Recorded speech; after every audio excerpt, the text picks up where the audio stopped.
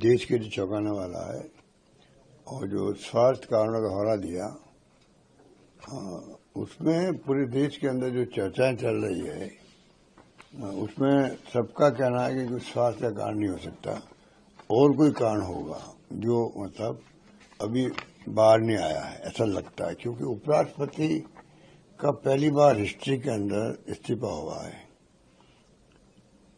History में पहली बार कोई उपराष्ट्रपति इस्तीफा दिया। कई बार prime minister, president of India, इनके हार्ट का ऑपरेशन भी होता है तब इस्तीफे नहीं होते हैं, बाईपास होते तब इस्तीफे नहीं होते हैं। तो ये तो स्वास्थ्य के कारण तो देखो समझ नहीं आ रहा। और राजस्थान वालों को बहुत धक्का लगा क्योंकि राजस्थान के वो रहने वाले भी हैं। किसानों के लिए वो हमेशा आवाज पार्लियामेंट के अंदर भी और पार्लियामेंट के बाहर भी उठाते रहे हैं। और अचानक ही उपराष्ट्रपति पद पे हमारा राजस्थान को सपूत बैठा हो, वो इस्तीफा दे दे तो स्वाभाविक है कि आम लोगों को भी एक धक्का लगा है।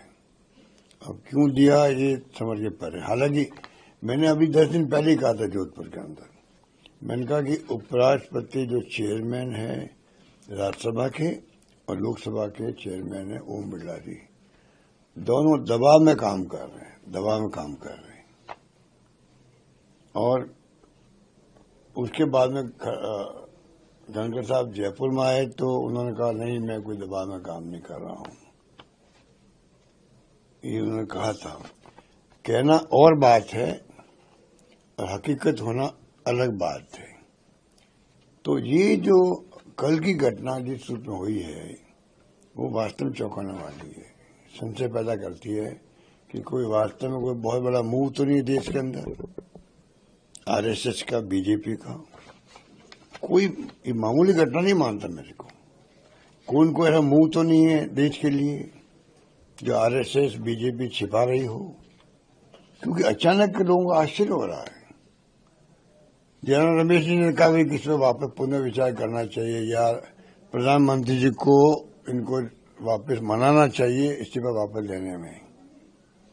मैं भी चाहूंगा कि अगर ऐसा संभावना हो तो प्रधानमंत्री जी आ गया है। और क्योंकि ये घटना देश विदेश के अंदर, एक तो प्रधानमंत्री जा रहे हैं विदेशी दौरे पे और उनका उपराष्ट्रपति देश के अंदर इस्तीफा दे रहा है, तो मैं चाहूंगा कि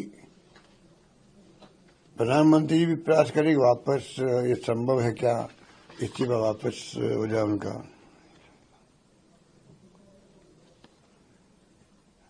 तो ये जो स्थिति बनी, अभी खबरें आ रही है कि सरकार कोई फेयरवेल नहीं देगी। तो ये तमाम बातें जो है ये चौंकाने वाले भी है, आश्चर्यचकित करने वाली भी है, दुखद भी है और कई क्वेश्चन खड़ा करने वाली भी है, जो समय आने पे आपको मालूम पड़ेगा।